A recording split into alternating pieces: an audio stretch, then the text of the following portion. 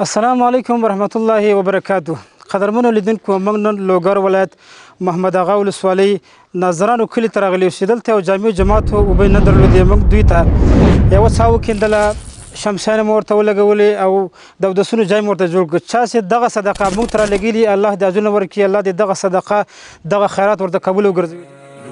السلام مهيمنا هي أمتي ترنو السنا تحكي سلاما مفعما وصل الفؤاد وحسنا هي قصة سارت بنا نثرت زهورا في دنا. بسم الله الرحمن الرحیم.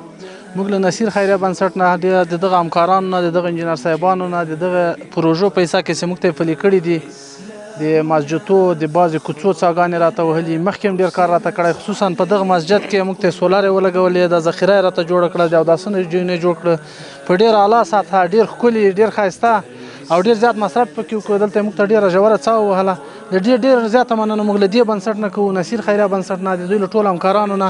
الله پاک دې دوی راته تر اخره ژوندي لري، تر هر وخته خدای پاک دې موږ ته دوی د موږ په خدمت کې لري او موږ انشاءالله دوی سره همکاران یاستو. د یو قومي مشر په صفت باندې څومره د موږ وس وي، موږ به دوی سره همکاري کوو او له دوی نه دا تقاضا لرو چې موږ سره په دې عرصه کې ډېر زیات کومکونه وکړي. بیا هم یوه خاصه مننه له دوی نه کوو چې ډېر یو مظلوم ولس، ډېر یو داسې ولس چې دلته به راغله د څښلو اوبه به نه پیدا کېدلې، اودس خو پرېږده ده. اوس الحمدلله پرایمانه اوبه دي او اودسونه پرې کوو، منځونه کوو، په دې منځو په دې طاعتو عبادتو کې د دعاګانو کې هر وخت موږ دوی یادوو. بس بیا هم یوه خاصه مننه کوو، ډېر زیات تشکر. السلام مهيمنا هي أمتي ترنو السنا تحكي سلاما مفعما وصل الفؤاد وحسنا هي قصة ماشاءالله ډېرې پاکې او ډېرې یخې د څښلو اوبه دي. الله دې هغه خلکو ته اجرونه ورکړي چې دغه روپۍ موږ ته رالېږلي دي، الله دې ورته دغه صدقه قبوله وګرځوي. جزاک الله.